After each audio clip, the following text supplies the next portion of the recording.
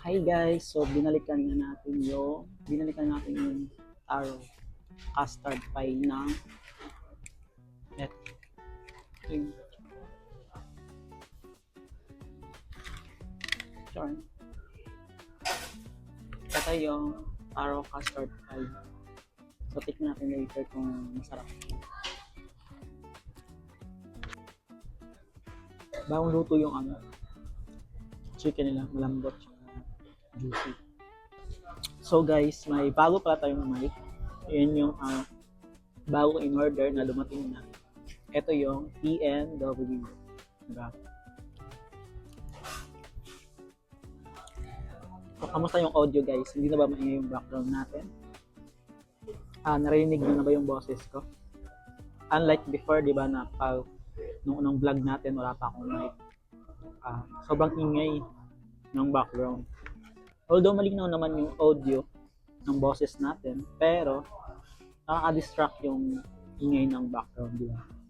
Unlike ngayon na may mic na tayo, na TNW, ano na siya, clear na yung boses natin, tapos hindi na ingay yung background. So, sakto yung pagkain natin kasi konti lang yung tao sa paligid natin.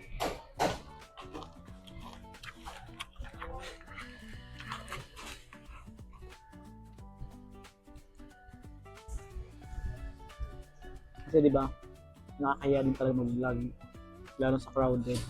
Kasi hindi naman tayo, kumbaga, hindi tayo masyadong sanay sa pag-vlog. Kaya pag ganito mga POV, parang nakakahiya ka. So, nag-a-adjust pa lang ako. Siyempre, pag maraming crowd, parang nakakahiya ng salita. Parang tayong tama na nakausap yung sarili.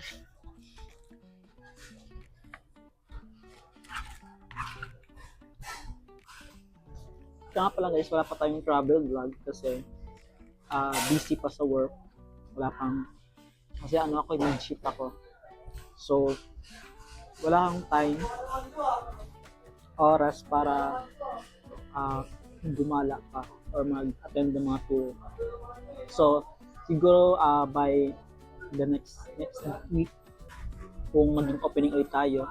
So, pag opening kasi mabis lang or maaga ako nakapag-out. So, pwede pa akong gumala. Pero let's try this Friday or Saturday. Pag day off natin, try natin gumala. Kasi day off lang talaga ako nakakagala. Like once a week, day off namin. So, dalian natin yung pagkain para matikman pa natin yung taro. Kung masarap pa talaga. Hindi ko to sa chicken. Siguro magkakapakpak na ako. Kasi kahit sa karinderya ako kumain, yung in-order ko yung chicken din. Chicken na halimbawa, curry, mga kulay. So, ito na guys, yung taro custard pie. Ito na guys, yung taro custard pie. So, try natin kung masarap. Or kung mas masarap pa siya sa lava pa. Chocolate.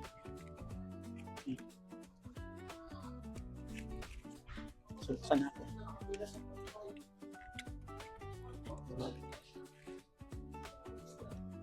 Tcharan! So, parang apple pie din siya ng Jollibee. Pahaba. Bagong luto. Crispy. So, try natin.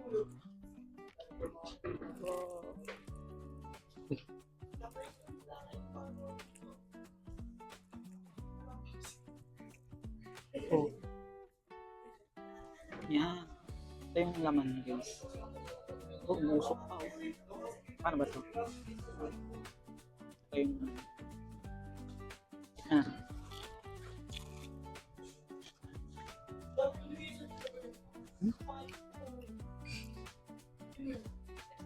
wow. Ang sarap guys.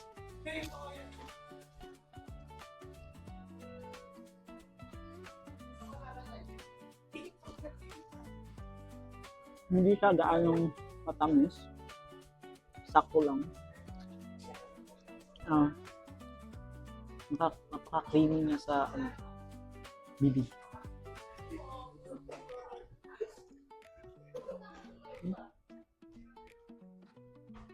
Yung lasa niya.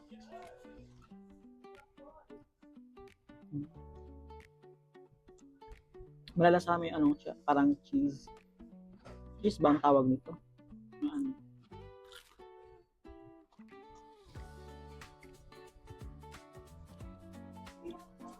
Hindi yung lasa. Pero masarap siya. Creamy na matamis, pero hindi masyado sakto.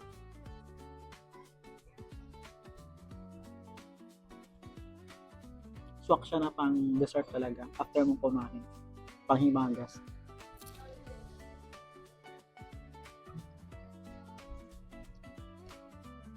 Masarap. Feeling ko mas gusto ko to kaysa dun sa lava puff na chocolate. Kasi, although masarap naman yung lava puff, kaso masyadong matamis. Masyadong matamis. Oo, mahilig ako sa matamis, pero this time hindi ako masyadong mahilig na. Pero ito, sakto lang yung tamis mo. Hindi siya, kumbaga hindi siya nakakaumay.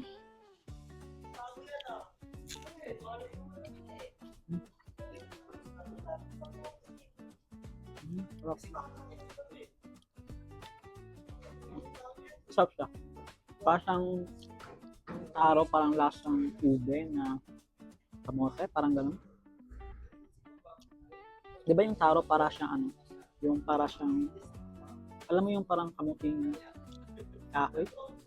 Parang kahoy ba yun na kulay ube? Or white? Basta marami yun sa probinsya namin yung taro. Ano siya? Huh? Ito yung laman niya. Parang may cheese, tapos yun nga may taro.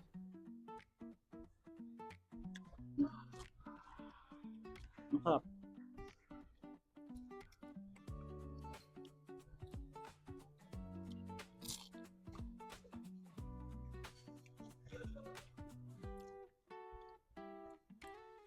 Ang sarap guys, nakakabitin. Promise ang sarap, para siyang siguro kaya kong umubos ng mga 5 piraso. Sarap niya. Kaya kung pipiliin nyo kung lava puff or itong taro custard pie, mas pipiliin ko ito. Para sa akin, for me lang. Pero try nyo rin tikman sa yung dalawa para malaman nyo kung ano yung mas bet. Pero for me, ito sa akin. 9 out of 10. Yung sa ano naman lava puff, siguro mga 8.5 over 10. Masarap siya, pero masyadong matamis yung chocolate. Pero kung chocolate lover ka, mas preferred mo yung lava puff talaga. Kasi hindi siya tinipid sa chocolate, malaman. At dahil nga sweet siya, nakakabusog. Masyadong matamis. So, after mong kumain nun, busog ka talaga. Maramdaman mo sa sarili mo, busog ka mo. Pero ito kasi, pag kinain mo siya, after mong maubos yung isa, parang magki-crave ka pa. Mas gusto mo pang magdagdag ulit. Kasi parang bitin. So, may feelings na parang bitin ka pag kinain mo to. Parang kulang pa. Okay? Kaya, approve na po siya para sa akin for dessert. So yun guys, try nyo rin na ipag-compare yung dalawa, yung lava puff tsaka etong taro custard, para ma-differentiate nyo ano yung pinagkaiba, ano yung mas bet nyo. Kasi for me, ito yung pipiliin ko. Taro custard pie. Kung sa taro lava pie, kaya ko umubos siguro nun mga 2. Pinakamax na yung 3 kasi masyado siyang matamis. Pero ito, kahit siguro 5 pieces kaya ko ubusin kasi hindi siya nakakaumay, sakto lang yung tamis. Tsaka ano naman siya, maliit lang naman siya, hindi naman siya masyadong malaki para mabubusog ka agad. So masarap siya kainin after ka kumain ng food, like after ka kumain ng lunch, like after ka kumain ng rice with chicken. Tapos, gawin mo siyang panghimagas. Sulit. Guys, may ipapakita pala ako sa inyo. Ito kasi nabili kong mic is sobrang ganda. Pwede mo lang siyang iipit. I-magnet siya. So, mura lang siya guys. Mga around $16. $16 sa mga, bali mga 1,000 or 1 plus in peso. Basta mura lang siya. So, meron na siyang brand ito ng PMW. Meron na siyang noise cancellation. Pag i-off mo yung noise cancellation, tignan nyo kung ano yung maririnig mo. O, di ba? Ang ingay ng background pag walang noise cancellation. Pero pag naka-on yung noise cancellation, tignan nyo. O, naka-on. Di ba? Ang linaw na ng boses ko. Tapos, hindi na maingay yung background. So, maganda siyang gamitin talaga. Tsaka, napakaliit niya. Diba? Hindi siya masyadong pansinin, tsaka hindi siya mabigat talaga. Diba? Sa liit nung ito, diba? Ang ganda ng quality. So, tapos, kung kakabit ng mamagnet mo siya. O, diba? So, diba? Ang ganda. So, try nyo rin itong bumili ng ganito. Pwede siyang sa cellphone, camera, pwede siyang iPhone or Android. So maganda siyang pang-investment din. Hindi ako bumili ng DJI mic kasi masyadong mahal. Masyadong mahal yung 5 to 8,000 for mic. Hindi pa natin afford yun. So, tsaga mo tayo dito sa maliit. Actually, parang para sa naman yung quality. Kung sa noise reduction ng pag-uusapan, okay din naman ang nito. Quality ng audio, malinis, tsaka naka-cancel talaga yung mga ingay sa background. So guys, kung gusto niyo mapanood yung A Day in My Life ko, simula ngayon ay mag-upload na ako daily or kaya twice a week, depende kung may time ako, pero ito na yung magiging bagong content ko. So sana supportahan guys. At i-like din, tapos mag-subscribe sa aking YouTube channel. Thank you guys!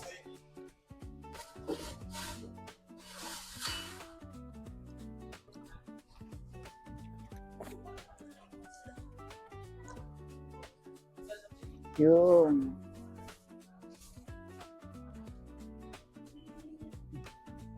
Mas ba? Bye-bye!